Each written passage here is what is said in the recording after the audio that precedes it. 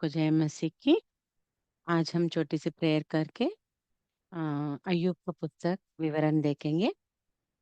प्रेमी स्वर्गीय पिता, हम आपको धन्यवाद देते हैं प्रभु जी।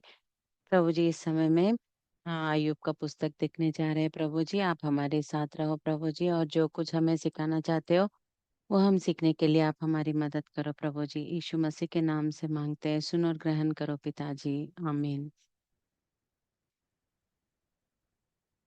यहाँ आज हम अय्यूब का पुस्तक देखने वाले हैं।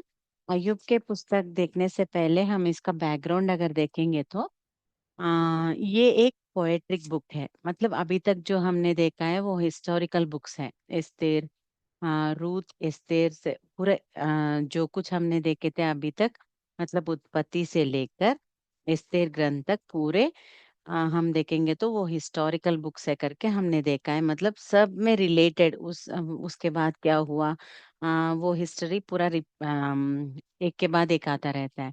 मगर अभी से आज कल और नेक्स्ट क्लासेस जो 4-5 के क्लासेस के लिए हम देखेंगे ना, वो पोएट्रिक बुक्स हैं। पोएट्रिक बुक्स हिस्टोरिकल बुक से थोड़ा अलग रहते हैं। उसमें वर्णन कैसा किया जाता है, मतलब परमेश्वर के स्वभाव और परमेश्वर कैसे है, वो सारे चीजें वर्णन किए जाते हैं। वो सब हम अभी पोएट्रिक बुक्स में देखेंगे। आज अय्यूब का, और बाद में हम भजन संहिता, उसके बाद नीति वचन, ये सारे बुक्स पोएट्रिक बुक्स है। ठीक है। तो पोएट्रिक बुक्स में जाने से पहले हम अय्यूब के ये आज आज का जो पोएट्रिक बुक है वो अय्यूब का पुस्तक है। तो ये इसके लिए अगर हम देखने से नॉर्मली हिस्ट्री बोलता है कि ये अय्यूब का पुस्तक जो है, अगर हिस्ट्री में रखने से ये कब हुआ करके अगर जानना है तो पूरे उत्पत्ति से भी पहले आएगा ये पुस्तक, ऐसे करके हिस्ट्री में बोलते हैं। मतलब इतना पुराना है ये पुस्तक। वो टाइम पे जो हुआ है उसके लिए ये अय्यूब ना एक यहूदा या नहीं तो ऐसे, इसमें यहूदा के व्यक्ति नहीं है ये। मगर कौन है वो सब हमें पता नहीं। मगर इसके बारे में जो दिया गया है वो है कि वो ऊज नामक ऊज देश में अय्यूब नामक एक पुरुष था करके स्टार्ट होता है ये पुस्तक। मतलब एक व्यक्ति के बारे में परमेश्वर बाइबल में लिखवाना चाहते हैं, क्योंकि उस व्यक्ति से परमेश्वर इतना खुश हो गए थे कि उसका विश्वास या नहीं तो उसका जो जीवन है वो परमेश्वर को बहुत खुशी दिलाई थी। इसीलिए परमेश्वर वो पुस्तक के रूप में वहां देना चाहते थे। तो आज हम अय्यूब के पुस्तक में से क्या देखेंगे, ऐसे करके देखने से ये पूरे 42 चैप्टर्स हम देख सकते हैं अय्यूब के पुस्तक में। तो ये 4 भाग में डिवाइड करेंगे हम। तो वो 4 भाग में अगर हम देखेंगे तो पहले 2 चैप्टर्स, 1-2 चैप्टर्स में अय्यूब के जो पीढ़ियां, मतलब उनके जीवन में जो निराशा आया है, वो सब हम उनके जीवन में जो परीक्षा आए हैं ना वो सब देख सकते हैं। उसके बाद सेकंड पार्ट जो है 3 to 36 चैप्टर्स, उसमें वाद विवाद, मतलब अय्यूब के फ्रेंड्स आते हैं वहां, और उनके बीच में अय्यूब के और उनके फ्रेंड्स के बीच में जो वाद विवाद होता है ना, उसमें क्या है करके वो सब हम 3 to 36 चैप्टर्स देख सकते हैं। और थर्ड भाग जो है, तीसरा भाग जो है 37 से लेकर 41 तक, ये फ्रेंड्स के बीच में और अय्यूब के बीच में उनके उनके बीच में वाद विवाद होने के बाद परमेश्वर वहां बात करने लगते हैं। परमेश्वर का उत्तर जो है, या नहीं तो परमेश्वर क्या सोच रहे हैं, उनकी महानता क्या है, वो सब, वो सारे चीजों की वर्णन 37 से लेकर 41 तक हमें दिखाई देता है। और आखिरी में 42 चैप्टर अगर हम देखेंगे तो परमेश्वर बात करने के बाद अय्यूब बोलता है, परमेश्वर अभी मुझे और एक प्रश्न है आपसे पूछने के लिए कि मैं कुछ भी नहीं बोल सकता। आपके बात सुनने के बाद मुझे ऐसा लगा कि मैं कुछ भी नहीं हूँ आपके सामने। मतलब मेरे जो ये सब है ना वो मेरे सोच से मैंने बात किया है, आपकी महानता मैंने नहीं सोचा था, सॉरी करके वो अपने आप सबमिट करने लगता है। तब परमेश्वर उनको फिर से कैसे रिस्टोर करते हैं या नहीं तो पुनर्स्थापन करते हैं, हम 42 चैप्टर में देख सकते हैं। तो आज हम ये 4 भागों को थोड़ा विवरण क्या है करके, हम मतलब आपको पढ़ने के लिए इजी रहने के लिए आउटलाइंस बताऊंगी। 4 भाग याद रखो। अय्यूब पुस्तक में 4 भाग। पहले पीड़ाएं जो जो अय्यूब के जीवन में आए थे, परीक्षाएं। दूसरा उनके फ्रेंड्स और अय्यूब के बीच में जो वाद विवाद हुआ था वो, और तीसरा जो है परमेश्वर उनसे कैसे बात किए थे, मतलब क्या क्या बोले थे वो हम देख सकते हैं। फोर्थ वाला अय्यूब का पुनर्स्थापन। ओके, सो फर्स्ट पार्ट में अगर हम जाएंगे तो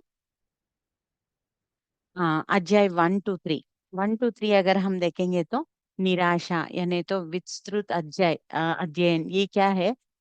इसमें अगर हम देखने से पहले ये अय्यूब कौन है करके हम अगर देखेंगे, पहले अध्याय 1 से लेकर 5 तक हमको अच्छे से परमेश्वर अय्यूब का जीवन जो है वो कैसे है करके हम यहाँ देख सकते हैं।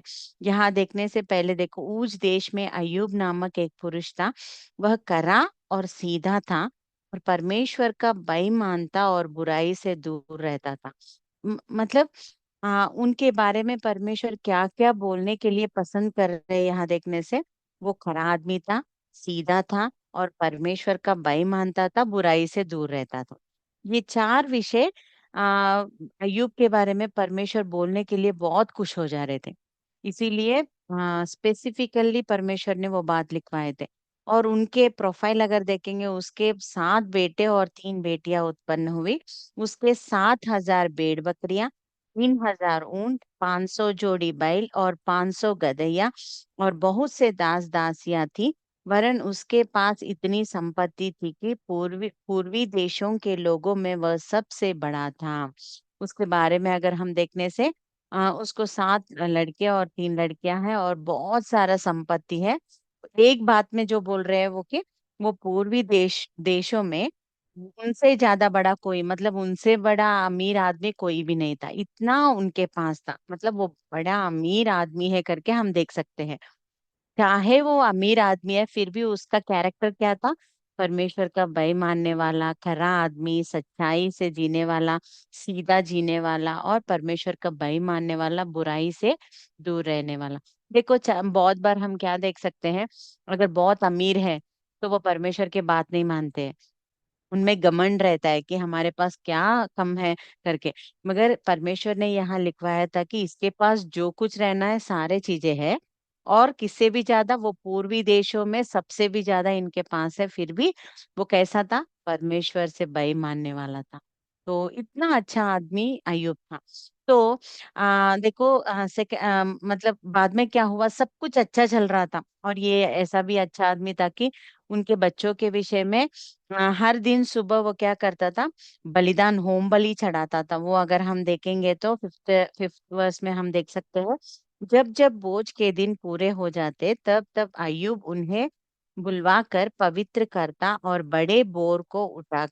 उठकर बड़े बोर को उठकर उनकी गिनती के अनुसार होम बलि चढ़ाता था। मतलब उनके सारे 10 बच्चे जो है वो उनके भाइयों के घर में जब बोझ हो जाता था उनका, मतलब भोजन खाने के लिए पार्टीज ये सब करते थे ना, तो अगर उन्होंने कहीं मन में परमेश्वर की दूषणा की होगी करके वो क्या करता था, हर दिन सुबह सुबह उनके विषय में होम बलि चढ़ाता था। मतलब हमारे हमारे बातों में बोलने के लिए उनके लिए प्रेयर करता था। वो टाइम पे बलिदान चढ़ाते थे ना, होम बलि चढ़ाता था। तो वैसे इतना अच्छा आदमी था वो।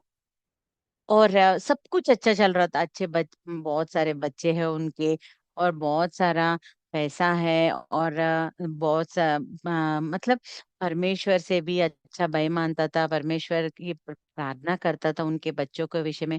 जीवन बहुत साफी और अच्छे से चल रहा था। एक दिन क्या हुआ, 6th वर्ष से 12th वर्ष तक अगर हम देखने से, एक दिन यहोवा परमेश्वर के पुत्र उसके सामने एक दिन यहोवा परमेश्वर के पुत्र उसके सामने उपस्थिति हुए और उनके बीच शैतान भी आया। एक बार क्या हुआ था, पूरे स्वर्गदूत पूरे इकट्ठा होने का एक दिन आया था, वहां शैतान भी उनके बीच में आया था। और वो क्या कर रहा था, यहोवा को शैतान से पूछा, तू कहाँ से आता है। परमेश्वर पूछ रहे तुम कहाँ से आ रहे हो, तो वो बोल रहा था, मैं ये पृथ्वी पर इधर उधर घूमते फिरते आ रहा था, ऐसे करके जब बोल रहा है। यहोवा ने शैतान से क्या बोला, क्या तूने मेरे दास अय्यूब पर ध्यान किया है क्या। शैतान बोल रहा था मैं इधर उधर घूम के आया हूँ करके जब वो बोल रहा था। परमेश्वर उनसे पूछ रहे थे, देखो इतने सारे लोगों में परमेश्वर किसको याद कर रहे थे, अय्यूब को और बोल रहे थे, क्या तुमने मेरे पुत्र अय्यूब को देखा है क्या? जब वो बोल रहा था, बोल रहे थे परमेश्वर को ना उसके ऊपर एक क्या बोलते हैं, स्ट्रॉन्ग फेथ है कि ये बहुत मेरे ऊपर बहुत भय मानने वाला है, और ये मेरे लिए बहुत अच्छा खड़े रहने वाला आदमी है करके उसको याद करवा रहा है। तब वो बोलता है, हाँ हाँ मैंने क्यों नहीं देखा है। उसके पास ना पूरे मतलब तुमने उनको तो सारी चीज जो कुछ चाहिए, संपत्ति दिया है, पैसे दिए हैं, बच्चे दिए हैं, और सारे सब कुछ दिए हैं, तो क्यों नहीं भाई मानेगा, ऐसे करके वो चैलेंज कर रहा था। तो परमेश्वर बोलते हैं, ठीक है तुम सोच रहे हो मैंने उसको संपत्ति दिया, पैसे दिया, इसीलिए वो मेरे ऊपर भय मान रहा है करके ना, तो ठीक है वो सब निकाल दो आप करके। अब वो जाके क्या, शैतान जाके क्या करता है, वो सब हम जानते हैं ना, शैतान जाके क्या करता है, उनके बच्चों के ऊपर और उनके संपत्ति के ऊपर पूरे पूरे उनका संपत्ति एक ही दिन पूरे नाश हो जाते हैं, और उनके बच्चे सारे 10 बच्चे एक ही दिन मर जाते हैं। वो जब विषय उनको पता चलता है अय्यूब को, बिल्कुल वो कुछ भी ऐसे मतलब एक भी बात ऐसा नहीं बोलता है, एक के बाद एक एक आके बोल रहा है तुम्हारे पूरे भेड़ बकरियां या नहीं तो जो कुछ है वो सब मर गए। ये आदमी ऐसे आके बोल रहा है, इतने में दूसरा आदमी आके दूसरा खबर बोल रहा है, ऐसे आके सब लोग बोल रहे हैं, आखिरी में एक आदमी आके बोलता है कि तुम्हारे 10 बच्चे मर गए। तो तुरंत वो मतलब कुछ भी नहीं बोलता है, ऐसे ही साइलेंटली खड़े रहता है। उसके बाद क्या होता है, अ, जब फिर से वो शैतान परमेश्वर के पास जाता है ना, वो बोलता है, देखा है ना तूने वो संपत्ति को लेकर, या नहीं तो उनको जो बच्चे दिए हैं मैंने उसके लिए, वो सब मेरे ऊपर बहने रख रहा है, या नहीं तो मेरे ऊपर विश्वास नहीं रख रहा है। वो मुझे ही प्यार करता है, बस उसके संपत्ति से लेकर ने उनके बच्चों को लेकर ने, ऐसे करके परमेश्वर बोलते हैं। तो ये अय्यूब पर विपत्तियों की शुरुआत जो है 13 to 2 to 6 हम देख सकते हैं। उसके बाद जब परमेश्वर ये बात बोलते हैं, शैतान बोलता है, हाँ हाँ अभी ठीक है, एक काम करेंगे और एक छोटा एक टेस्ट रखेंगे। अगर उनको कुछ बीमारी मैं दे दूं, उनके शारीरिक पीड़ा अगर मैं कुछ दूं, तब क्या करेगा, तुम्हारे मुंह पर ही तुमको डांट के वो चले जाएगा करके। मगर परमेश्वर बोलते हैं, नहीं नहीं वो ऐसा नहीं है। मगर देखो ना, ऐसे करके बोलते हैं, तब परमेश्वर उनको परमिशन देते हैं कि ठीक है मैं तो परमिशन दे रहा हूँ, मगर उसके शरीर पे तुम बीमारी कुछ तो दे दो, मगर उसके प्राण को तुम्हें छूना नहीं है। ऐसे करके उनको परमिशन देकर भेजते हैं। तो अय्यूब को ना एक गंभीर बीमारी से शैतान उसको पीड़ी करता है। तब फिर भी एक बात भी, मतलब वो कैसे, अम, देखो अगर हम देखने से, तब शैतान यहोवा के 7th वर्स पढ़ रही हूँ, 2:7। तब शैतान यहोवा के सामने से निकला और अय्यूब को पाँव के तलवे से ले सिर की चोटी तक बड़े बड़े फोड़ों से पीड़ित किया। तब अय्यूब खुजलाने के लिए एक टीकरा लेकर राख पर बैठ गया। मतलब उसका स्थिति देखो, कितना अमीर आदमी था, ऐसे अगर चल रहे हैं तो उसके पास कितने लोग आके दास दासियां थे, और कितना गंभीर जीवन था उनका। एक बार शैतान ने कैसे क्या कर दिया उसका जीवन को, ऐसे पीड़ित हो गया कि पूरे वो जाके राख में बैठ के वो कुचलाने के लिए एक टीपरा लेकर, मतलब ग्लास का ये जो रहता है ना, कांच का, वो लेकर राख में बैठ गया था। तब उनकी पत्नी आकर उनके पास बोलती है कि देखो, क्या तू अब भी अपनी खराई पर बना है, परमेश्वर की निंदा कर और चाहे मर जाए तो मर जा। उसने उससे कहा, तू एक मूढ़ स्त्री की सी बातें करती है, क्या हम जो परमेश्वर के हाथ से सुख लेते हैं दुख न ले? इन सब बातों में भी अब अय्यूब ने अपने मुंह से कोई पाप नहीं किया। यहाँ अगर हम देखने से, जब पत्नी को भी बहुत बुरा लग जाता है, अगर संपत्ति पूरा चले गया, बच्चे पूरे मर गए, और इसको देख के तो बीमारी से पीड़ित हो गया था, कितना हीन स्थिति में चले गया। उसको देखकर पत्नी बोलती है, देखो शैतान अभी सब कुछ कर रहा है, मगर फिर भी वो बैठ के राख में बैठ के कुचलाने के लिए कांच कांच का ये जो रहता है उससे भी कुचला रहा है, फिर भी परमेश्वर को कुछ नहीं बोल रहा है। तुरंत शैतान किस में आ गया, उसके पत्नी में आ गया, और बोल रहा है, अभी भी तुम नहीं छोड़ोगे क्या? जाओ और परमेश्वर की निंदा करो और मर जाओ। देखो नॉर्मली अगर बोल रही है कि कुछ करो करके, तब उसको क्या बोलना था? अभी क्यों इतना परमेश्वर के ऊपर भय मानते हुए, यानी तो खरा रह के क्या लाभ है तुम्हें, मर जाओ जाके बोलने से अच्छा रहता था। मगर वो क्या बोल रही है? परमेश्वर की निंदा करो और मर जाओ। क्योंकि मेन टारगेट क्या था शैतान का? परमेश्वर की निंदा करना। क्योंकि वहां जाके वो चैलेंज किसके लिए किया? परमेश्वर से। तुम्हें वो निंदा करेगा, परमेश्वर बोलता है नहीं, वो नहीं निंदा करेगा। इसीलिए देखो, संपत्ति पूरा निकाल दिया फिर भी निंदा नहीं किया, बच्चों को मार दिया फिर भी निंदा नहीं किया, शारीरिक पीड़ा से उसको ऐसे किया, फिर भी वो निंदा नहीं कर रहा था। तुरंत शैतान किस में आ गया? पत्नी में। मतलब वो ही है ना मेन पार्ट जो उनके जीवन में, उसमें घुसकर वो क्या बोल रहा है शैतान, तुम परमेश्वर की निंदा करो और मर जाओ। तब भी अय्यूब क्या बोल रहा था? क्यों तुम मूढ़ स्त्री जैसे बात कर रहे हो? परमेश्वर ने इतना कुछ हमको इतने साल से दिया है, वो सब हमने लिया है, खाया है, पिया है और अच्छे से जिए थे ना।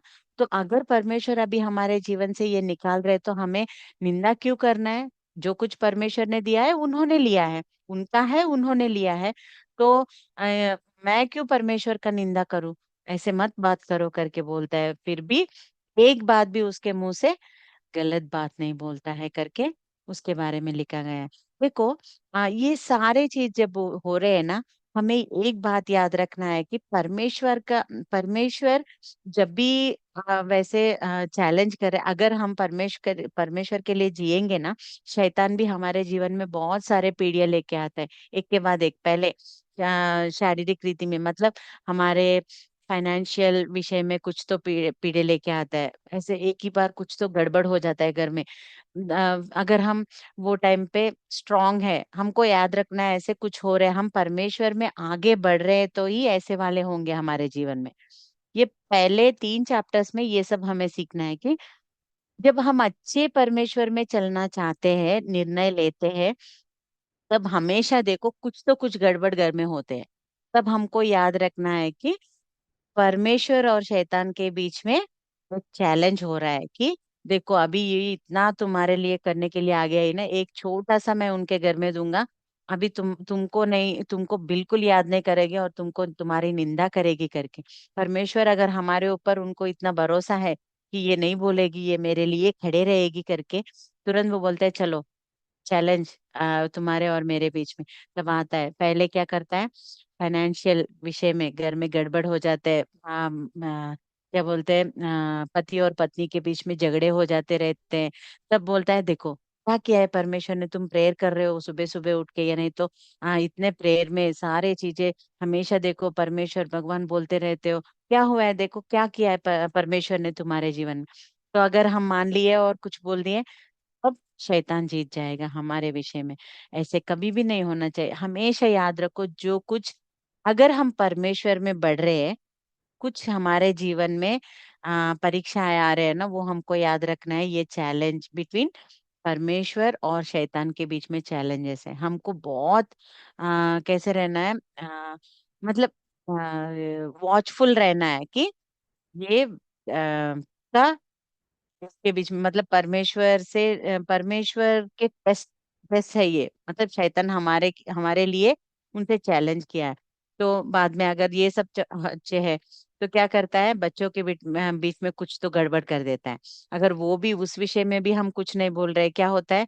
हमारे शरीर में कुछ तो रोग, या नहीं तो कुछ तो ऐसे, मतलब हम हमको पेन आ रहा है तो और भी दुख लगता है ना, तो वैसे कुछ तो करता है। बच्चों को हेल्थ अच्छा नहीं रहना, ऐसे कुछ तो कुछ करता रहता है। वो विषय में हमें बहुत स्ट्रांग रहना चाहिए कि ये सारे चीजें शैतान मुझे दे रहा है, क्यों? परमेश्वर की निंदा करने के लिए। तो मुझे बहुत स्ट्रांग नहीं रहना है, स्ट्रांग रहना है, मुझे एक भी बात परमेश्वर के विरोध नहीं बोलना है करके हमको अय्यूब के तरह एक निर्णय लेना है। तब हम, परमेश्वर हमसे बहुत खुशी हो जाएंगे। इसलिए परमेश्वर अय्यूब से बहुत खुशी है और उनके बारे में लिखवाना चाहते थे। तो ये सब हो रहा था। वही दूसरे अध्याय 11 to 13 अगर हम देखने से, ये सारे विषय जब अय्यूब के मित्रों ने सुना था, फ्रेंड्स ने सुना था कि अरे अयूब इतना अमीर आदमी था और उसने पूरा खो उसका जीवन में पूरा जो कुछ है वो खो गया करके जब उनको सुनाई दिया था, वो सारे वो इकट्ठा होके, देखो कौन, जब तेमानी एलिफज और सूही बिल्दद और नामाती सोपर, अयूब के इन तीनों मित्रों ने इस सब विपत्ति का समाचार पाया जो उस पर पीड़ी थी, वे आपस में यह ठान कर कि हम अय्यूब के पास जाकर उसके संग विलाप करेंगे और उसको शांति देंगे, अपने अपने यहाँ से उसके पास चले। देखो इन ये कितने अच्छे मित्र उनको परमेश्वर ने दिए हैं। देखो उनके जीवन में, मतलब जब वो सही, वो सेम प्लेस में नहीं थे, वो ऊज नामक देश में नहीं थे, तेमान में एक थे, शूही में एक थे और नामाती एक थे, ऐसे करके तीन दूसरे दूसरे देश से आए थे। किसके लिए? मेरे फ्रेंड को ऐसा इतना विपत्ति आया करके जब वो तीनों ने सुना है, वो इंग्लिश में ऐसा रहता है कि they appointed one time and they gathered, मतलब वो बहुत बिजी बिजी आदमी थे, छोटे छोटे आदमी नहीं थे वो लोग। तो वो तीनों ने अपॉइंटमेंट सेट किया है और वो अपने फ्रेंड से मिलके उनको कंफर्ट करना चाहते थे कि उनके विपत्तियों से। तो वो लोग एक टाइम रख के यहाँ आए थे और उनसे बात करने के लिए। और उन्होंने क्या किया देखो यहाँ, जब उन्होंने दूर से आंख उठाकर, 12 वचन पढ़ रही हूँ, 2:12, जब उन्होंने दूर से आंख उठाकर अय्यूब को देखा और उसे न पहचान सके, तब चिल्लाकर रो पड़े और अपना अपना भागा फाड़ा और आकाश की ओर धूल उड़ाकर अपने अपने सिर पर डाली। तब वे 7 दिन और 7 रात उसके संग भूमि पर बैठे रहे, परंतु उसका दुख बहुत ही बड़ा जानकर किसी ने उसके एक भी बात न कही। पहले, मतलब कितने अच्छे फ्रेंड्स हैं हम, अगर हम देख सकेंगे। वो लोग कहीं कहीं दूसरे दूर दूर देशों में थे, मगर जब वो सुने थे अपना फ्रेंड इतना विपत्ति में है करके, वो तीनों लोग एक टाइम सेट करके, अपॉइंटमेंट करके तीनों का लेकर उनसे मिलने के लिए और उनको कंफर्ट करने के लिए आए थे। और आके क्या कर रहे थे दूर से, जब सुना था ओके कुछ तो सोचते, मगर जब वहां जाके देखते हैं और भी हमें पता चलता है कितना प्रॉब्लम है वहां। जब वो आए थे ना, दूर से अयुब को देखा था और उसको पहचान भी नहीं पाए, क्योंकि वो राख में बैठ के कैसे था, एक अमीर आदमी सूट बूट पहनने वाला कैसा था, एक भिखारी जैसे बन गया था। जब वो देखे थे ना, उनको बिल्कुल मतलब वो ही है क्या, हमारा फ्रेंड जो भी है क्या, ये करके वो बहुत उनको बिल्कुल पहचान ना पाए थे वो।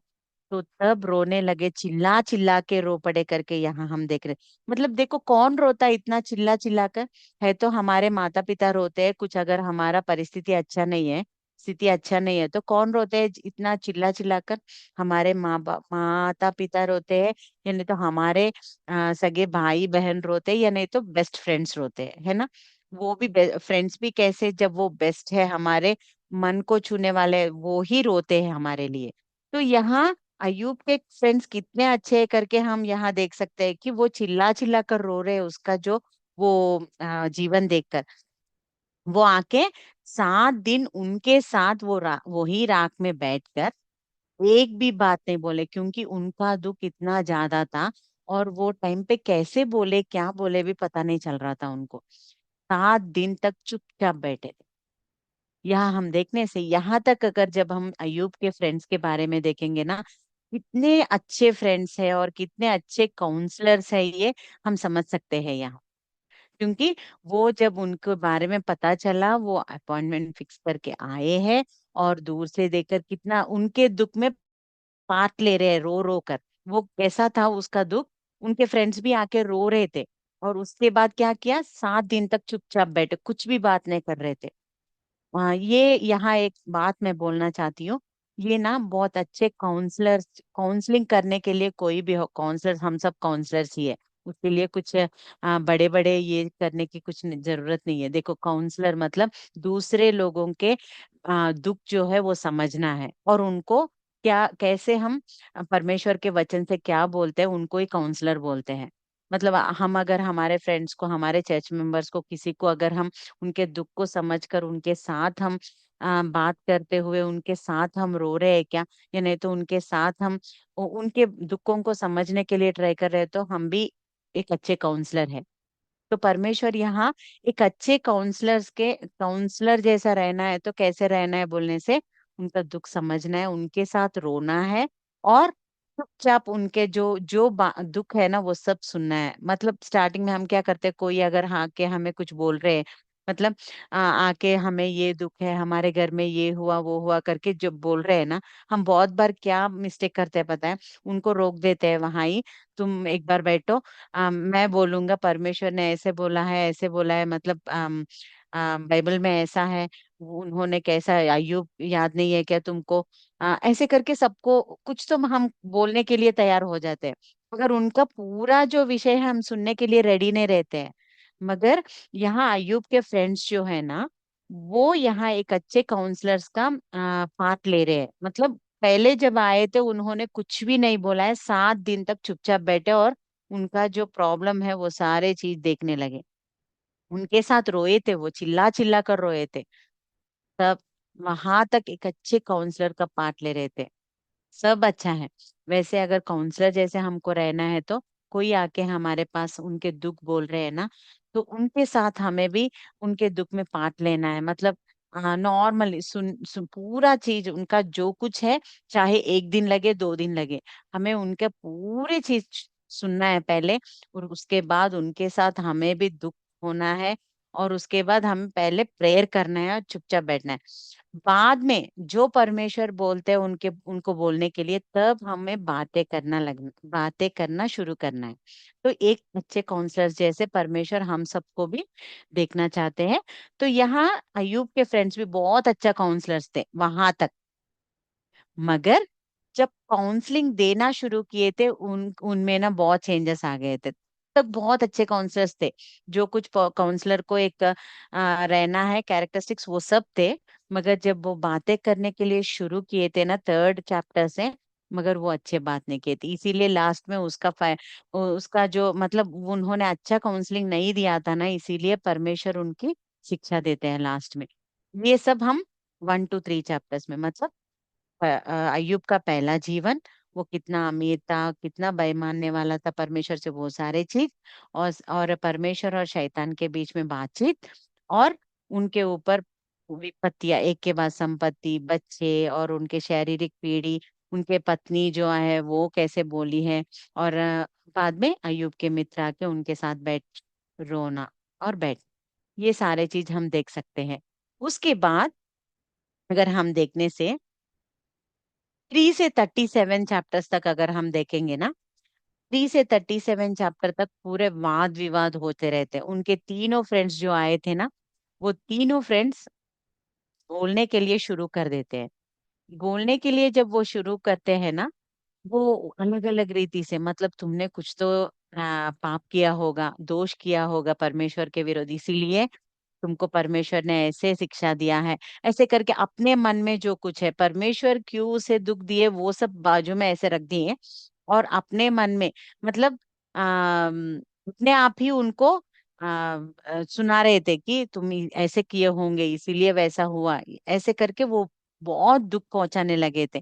यहाँ अगर हम देखने से देखो, आ, एलीफज और अय्यूब के साथ संवाद, मतलब एलीफज शुरू किया बात करने के लिए, यहाँ कितने कितने अध्याय में वो बात कर रहा है, देखो एलीफज 3 से लेकर 7 चैप्टर तक बात करते ही रह रहा है, 3 चैप्टर्स बाद में 15 से लेकर 17 चैप्टर तक, मतलब 3 4 5 6 7 15 16 17 9 चैप्टर्स, 10 11 12 पूरे 12 चैप्टर्स में ये बात करने लगा। मतलब अयुब का ये कर रहा था वो कि तुमने कुछ तो गलत किया होगा, ऐसे किया होगा, वैसे किया होगा, ऐसे करके जब इतने बड़े लंबे लंबे भाषण सुना रहा था। बाद में बिल्डत स्टार्ट किया, 8 से 10 चैप्टर, और 18 से 19 चैप्टर, 25 26 चैप्टर, उसके बाद ये रुक गया, सोफर स्टार्ट करने लगा।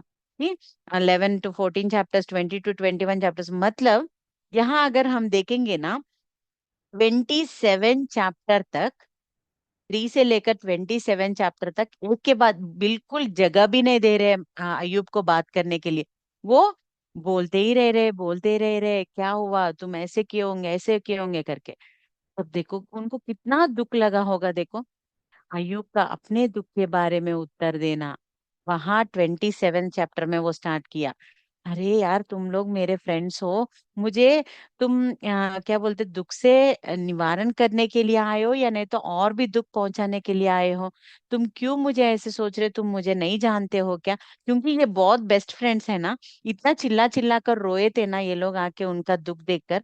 तो फिर भी इतना ही समझे क्या, मतलब मेरा जीवन कैसे था, ये सारे चीज तुमको पता है ना। वो अपना दुख उत्तर देने लगा, मतलब अपने अपने अंदर जो दुख है अभी तक सुना सुना, 3 लोग एक के बाद एक के बाद एक, इतने चैप्टर्स में बोल रहे, बड़े बड़े बातें सुना रहे। उसको ही डाउट आया था, क्या ये सब मैंने ही किया है क्या? बहुत बार कैसा रहता है। मैं एक एग्जांपल बोलती हूँ आपको, क्योंकि हम बहुत बार लोग कैसे रहते हैं, जब कुछ समस्या हमारे घर में होती है ना, लोग आके अपने अपने विचार सुनाने लगते हैं, तुम्हारे तुम ऐसे किए होंगे इसीलिए परमेश्वर ने वैसे किया। एक आंटी, आंध्रा में एक आंटी थे। एक बार मैं उनको मिलने के लिए, वो कैंसर से पीड़ित है और उनका ट्रीटमेंट पूरा हो गया था, उनके पति भी मर गए थे। तो एक बार मैं उनको मिलने के लिए गई थी। तब आंटी रोते हुए एक बात बोल रही थी, मैं पूछ रही थी कैसा है आंटी, वो सब पूछ रही, तो वो आंटी रोते हुए एक बात बोल रही थी मुझसे कि आ, परमेश्वर ने तो मुझे अच्छा चंगाई दिया ये ट्रीटमेंट से, कितना मतलब 4th स्टेज में था वो कैंसर, और परमेश्वर ने तो मुझे चंगाई दिया है और अच्छा मेरा हेल्थ है अभी। मगर लोगों के बात जब सुनती हूँ ना, जो कोई मुझसे बात करने आ रहे थे ना, वो लोग बोलते थे कि एक एक आके हिंदूस और जो परमेश्वर को जानते वो भी बोलने लगे, और बाहर के लोग भी, हाँ तुमने कुछ पाप किया होगा इसीलिए परमेश्वर ने तुमको इतना बड़ा बीमारी दिया है, इसलिए तुम्हारे पति ऐसे मर गए, ऐसे करके कुछ तो कुछ बोलने लगे। तो उनको ऑलरेडी वो कैसे दुख में थे, उनके शरीर में एक बीमारी है, उससे ही वो ट्रीटमेंट से कीमोथेरेपी ये सब करवाने में, और उनका हेल्थ जो है बहुत गिर जाता है, उससे ही बहुत दुखित रहते हैं ऑलरेडी। लोग जब उनसे मिलने जाते हैं, उनको क्या करना है, कंफर्ट करना है कि नहीं परमेश्वर अच्छा करेंगे, ऐसे करके करना है। या नहीं तो ऐसे भी बोल सकते हैं कि कुछ अगर तुम्हारे मन में ऐसा लगा कुछ गलत किया है मैंने, ऐसा लगा तो आप परमेश्वर के पास क्षमा मांग सकते हो, ऐसे भी बोल सकते हैं। मगर ऐसा नहीं, डायरेक्टली आके क्या बोलते थे, तुम कुछ तो गलत किए होगे इसीलिए परमेश्वर ने ऐसे तुमको किया, वैसे तुमको किया। ऐसे जब बोल रहे थे ना उनको, वो रोते हुए बोल रहे थे कि वो बात, ये बीमारी से ज्यादा मुझे वो बहुत बहुत दुख दिलाया है करके। तब मुझे समझ में आया, लोगों को ना जब बीमारी आती है ना, उनको पता चलता है रिजल्ट्स में कि हमको कैंसर है या नहीं तो हार्ट कुछ तो है, ऐसे करके जब उनको समझ में आता है ना, तुरंत उनको क्या डर लगता है पता है? बीमारी का डर नहीं, उससे भी ज्यादा लोग क्या बोलेंगे अभी आकर, क्यों मुझे आया है, मैं सेवा में हूं ना, या नहीं तो मैं ऐसे हूं ना, परमेश्वर उसमें इतना अच्छा हो ना, मगर वो लोग आके क्या बोलेंगे अभी, तुमको क्यों आया है करके, उनको क्या उत्तर दूं मैं करके, वो ही दुख ज्यादा रहता है। यहाँ देखो, एक दो आके ही ऐसे बोलने से, गैप देकर ही बोलने से ही हमको कैसा लगता है। यहाँ अयुब जब ऐसे ये सब होता जा रहा है, इतने चैप्टर्स में उनका संवाद ये सब हो रहा है, तब मुझे लग रहा था कि एक छोड़ रहे तो दूसरा स्टार्ट कर रहे, एक छोड़ रहे तो दूसरा स्टार्ट कर रहे, एक बिना गैप के एक दूसरे से बात करने ही लगे, अपने मन में क्या आ रहा है। फिर भी वो टाइम पे भी वैसे अगर वैसे सिचुएशन में हम है तो क्या सोचते थे, पहले परमेश्वर की निंदा कर देते थे। देखो कि परमेश्वर देखो, अभी तक तो मेरे जीवन में सब कुछ निकाल दिया, मैंने कुछ भी नहीं बोला ना आपको, फिर भी इनको क्यों आप क्यों समझा, तुम उनको क्यों नहीं समझा रहे हो कि मैं कुछ पाप नहीं किया हूँ, ये क्यों आया मुझे भी पता नहीं चल रहा है, मैं इतना सच्चा आपके मार्गों में चल रहा हूँ ना, आप उनको समझाओ ना, वो इतना कुछ बात कर रहे हैं तो क्यों नहीं बोल रहे हो आप?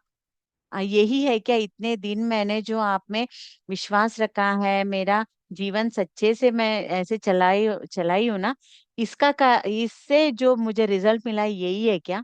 ऐसे करके निंदा करते थे।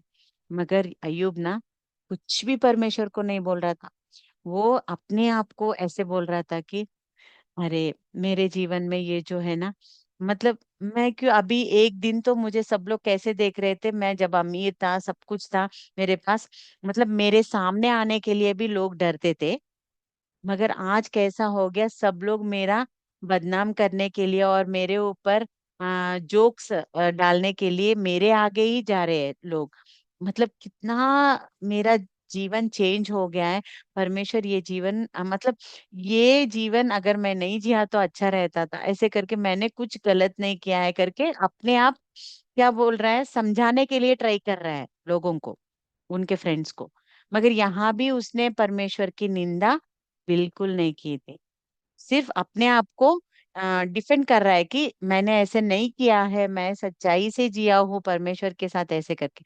जब ये सारे बात बोल रहे थे ना, उनके तीनों फ्रेंड्स कुछ भी बात नहीं कर पाए, क्योंकि ठीक है वो अपना कुछ तो बोल रहे हैं, उनको भी गुस्सा आया था कि ये अपने आप को सच्चा आदमी सोचता है, परमेश्वर इनको क्यों ऐसे देता अगर सच्चा आदमी है तो, करके वो चुपचाप हो गए।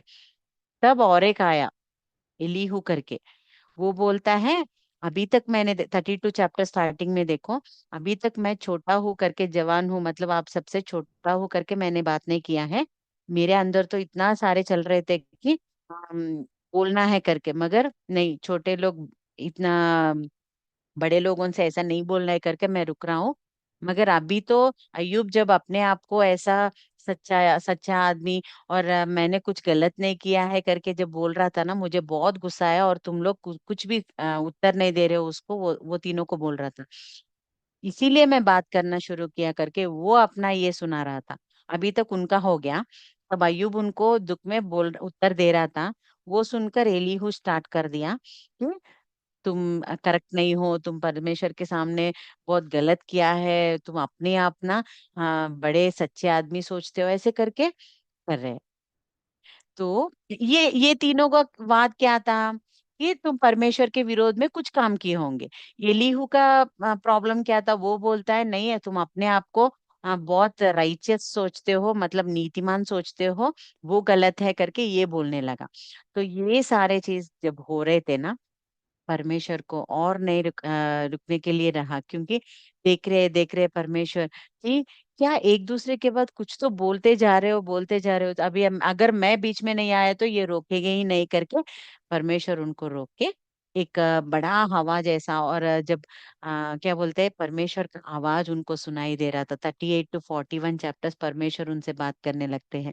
तो स्टार्ट किए, परमेश्वर की उपस्थिति मैं ना, अय्यूब तब बहुत मौन था, मतलब कुछ भी बात नहीं कर रहा था। और अभी परमेश्वर बोलने शुरू किए कि परमेश्वर ये उनसे बोल रहे थे कि परमेश्वर आंधी से प्रकट होकर अय्यूब से बात करने लगे कि अभी बताओ क्या है तुम्हारा। 64 क्वेश्चंस परमेश्वर अय्यूब से पूछने लगे कि ऐसे ही, जब मैंने ये धरती को ना फाउंडेशंस डाला था ना, तब तुम कहाँ हो बताओ। और बाद में बोल रहा था, ये जो जंगल में पशु घूमते हैं ना, उन सारे लोगों को, सिंह को या नहीं तो भालू, इन सारे जानवरों को कौन खाना खिलाता है बताओ मुझे, अगर तुम्हें पता है तो। ऐसे करके एक एक उनको पूछ रहा था, कितने पूरे 64 क्वेश्चन परमेश्वर अयुब को पूछ रहा था। उनमें से अयुब तो पूरा मौन हो गया था, क्योंकि उनको उत्तर ही नहीं पता। अभी फाउंडेशन डाला तो तुम कहाँ हो बोलने से मैं कहाँ हूँ करके कहाँ से सोचे।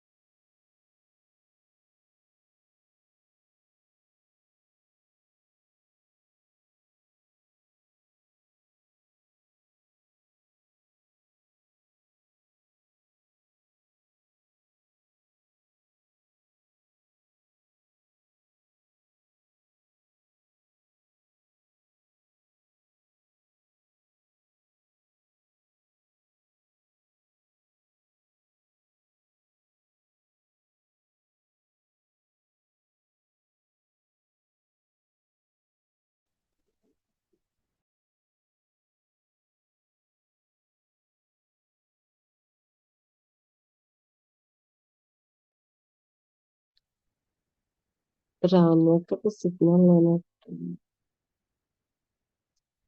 ఇప్పుడే కట్ అయింది అక్క. ఆ సిగ్నల్ కట్ అయ్యి వైఫై ఏమన్నా ఆగిపోయిందేమో అక్క. ఆ,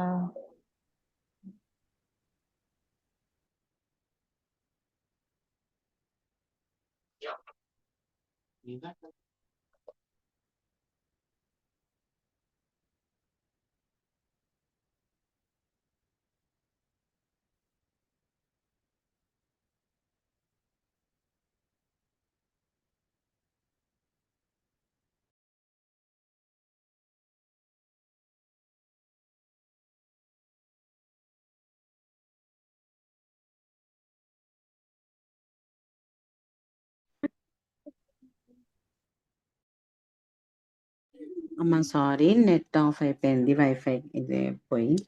ఓకే.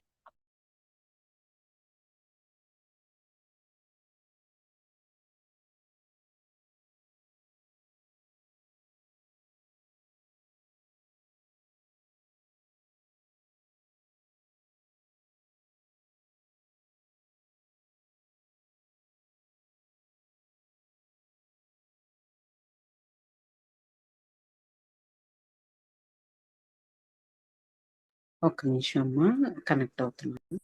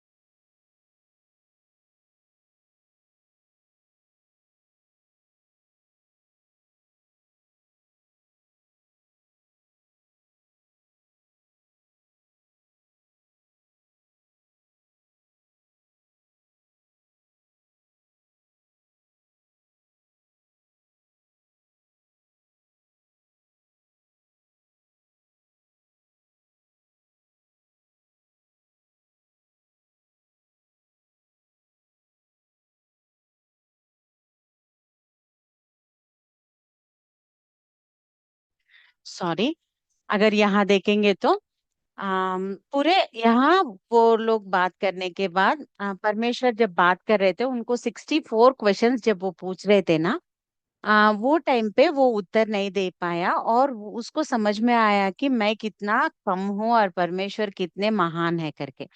तो अब तब तक वो उनके फ्रेंड्स को समझाने के लिए कोशिश कर रहा था कि मैं कुछ नहीं किया, मैं एक सीधा आदमी हूँ, सच्चा आदमी हूँ, नीतिमान हूँ, ऐसे करके समझाने के लिए कोशिश की। परमेश्वर जब उनसे बात करना शुरू किया है, तब उनको पता चला कि परमेश्वर कितने महान है और मैं कितना मैं बहुत छोटा हूँ उनके सामने, ऐसे करके उनको समझ में आता है। उसके बाद परमेश्वर की महिमा को देखकर ना अय्यूब बहुत विनम्र हो जाता है। ये सारे चीज हम 38 से लेकर 41 चैप्टर तक हम देख सकते हैं। यहाँ अभी तक हमने जो देखा है 1 to 3 चैप्टर्स, उनके जो जीवन में पीढ़ियां आए हैं और जो परीक्षा उनके जीवन में आया है और परमेश्वर और शैतान के बीच में जो कुछ हुआ है, वो सब हमने देखा है। और उनके मित्रों को आना, वो उनको कंफर्ट करने के बजाय वो क्या कर रहे थे, आके बैठ के उनको कुछ तो कुछ सुनाने लगे। वो सारे चीज हमने देखा है। पूरे 3 to 37 चैप्टर्स, उसके बाद 38 से लेकर 41 तक परमेश्वर बात कर रहे हैं जब, और उनको एक प्रश्न पूछ रहे थे, 64 प्रश्न। तब अयुब चुप हो गया था और उसको समझ में आया मेरा सीमाएं क्या है, मतलब मैं कितना हूँ, परमेश्वर कितना महान है। और परमेश्वर के महिमा को देखकर ना अयुब बहुत विनम्र हो गया था। तब 42 चैप्टर में क्या होता है, अब अयुब परमेश्वर से एक बात बोलता है। अगर हम वो बात देखने से 42 चैप्टर स्टार्टिंग में ही होता है। देखो, तब अय्यूब ने, स्टार्टिंग वर्स पढ़ रही हो 42:1। तब अय्यूब ने यहोवा को उत्तर दिया, मैं जानता हूँ कि तू सब कुछ कर सकता है और तेरी युक्तियों में से कोई रुक नहीं सकती।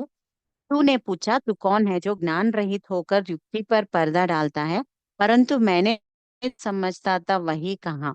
अर्थात जो बातें मेरे लिए अधिक कठिन और मेरी समझ से बाहर थी, जिनको मैं जानता भी नहीं था, तूने कहा, मैं निवेदन करता हूँ, सुन, मैं कुछ कहूंगा, मैं तुझसे प्रश्न करता हूँ। वो बोल रहा है कि मैं अभी कुछ नहीं बोलूंगा, इसलिए मुझे अपने ऊपर घृणा आती है, मतलब मेरे ऊपर मुझे ही गुस्सा आ रहा है, और मैं धूल और राख में पश्चाताप करता हूँ। अभी तुम बात करने के बाद मुझे मैं कौन हूँ समझ में आया परमेश्वर। अभी और मैं कुछ प्रश्न पूछूंगा, मैं कुछ भी नहीं हूँ तुम्हारे सामने करके मुझे पता चला, मैं कितना छोटा हूँ मुझे समझ में आया करके वो अपने आप पश्चाताप करता है। तब परमेश्वर क्या करते हैं, उनके फ्रेंड्स के पास जाते हैं और बोलते हैं, तुम अभी मेरे दास और मेरे बेटे के विरोध में ऐसे बात करते हो ना, तो देखो तुम्हारा कितना शिक्षा होगा, ऐसे करके बोलते हैं, तुम्हें अभी ना बलिदान चढ़ाना पड़ेगा, जो कुछ तुमने उनके पास बोला है ना उसके खिलाफ तुमको प्रायश्चित करना पड़ेगा, इसीलिए तुम बलिदान चढ़ाओ और अयूब को प्रार्थना करने के लिए पूछो, अगर वो प्रार्थना तुम्हारे लिए करेगा तब मैं तुमको क्षमा करूंगा, नहीं तो तुमको शिक्षा दूंगा, ऐसे करके जब बोलता है, वो तीनों क्या कर वो उनके फ्रेंड्स क्या करते हैं, बलि चढ़ाते हैं, और अय्यूब को जाके प्रार्थना करने के लिए जब वो पूछते हैं ना, तुरंत अय्यूब उनके लिए प्रार्थना करना शुरू करता है। तब परमेश्वर ना, अम यहाँ देखो, वो क्या बोलता है, क्योंकि तुम लोग ने मेरे विषय मेरे दास अय्यूब की सी ठीक बात नहीं बोली, मतलब जो कुछ मैं उसको क्यों दिया परीक्षा के लिए, मगर तुमने क्या बोला, तुमने कुछ गलत किया है, तो इसका सजा तुम्हें मिलेगा। अगर अय्यूब तुम्हारे लिए प्रार्थना करेगा तो मैं तुम्हें माफ करूंगा, जब वो बोलता है ना, वो जाके अय्यूब से जब पूछते हैं, वो प्रार्थना उनके लिए प्रार्थना करता है, तब परमेश्वर अय्यूब का सुन के ग्रहण करके इनको क्षमा करते हैं। और परमेश्वर अय्यूब को ना, जो कुछ उनसे चले गया था 2 गुना ज्यादा, मतलब सारा संपत्ति जो कुछ है जब पहले था उससे भी 2 गुना ज्यादा उनको दे दिया। और 7 बच्चे, 3 बच्ची लड़कियां दिया है, और इनके लड़कियों के बारे में ऐसा लिखा है कि वो देशों में ही उतने सुंदर, मतलब उनके लड़कियों जितना सुंदर और कोई नहीं थे, इतना परमेश्वर ने उनको आशीष दिया। और उसके बाद क्या क्या 14 वर्स अगर लास्ट में हम देखेंगे, इनमें से उसने जेठी बेटी का नाम यमीमा, दूसरी का कसिया किजिया, और तीसरी का केरेन्हप्पुक रखा। उस सारे देश में ऐसी स्त्रियां कहीं न थी जो अय्यूब की बेटियों के समान सुंदर हो, और उनके ने उनको उनके भाइयों के संग ही संपत्ति दी, मतलब उनके भाइयों के साथ ही उनका संपत्ति भी उन्होंने इक्वली बांटा था। उसके बाद परमेश्वर अय्यूब को और कितने साल दिए परमेश्वर ने, 140 वर्ष वो जिया था, और 4 पीढ़ी मतलब 4 जनरेशन उनके बच्चे पोते उनके और भी पोते छोटे, इन सारे लोगों के वंश को अय्यूब ने देखा था। अंत में अय्यूब वृद्धावस्था में दीर्घायु होकर मर गया। यहाँ हम देखने से 42 चैप्टर में परमेश्वर जो कुछ वो खो गया था उससे डबल 2 गुना उनको दे दिया है करके हम देख सकते हैं। मतलब अय्यूब के जीवन में जो कुछ आए वो परमेश्वर से उनका परीक्षा था, और शैतान से उनका चैलेंज था, तो इसीलिए आया है। और वो चीजों में अय्यूब कहीं भी परमेश्वर की निंदा नहीं किया था।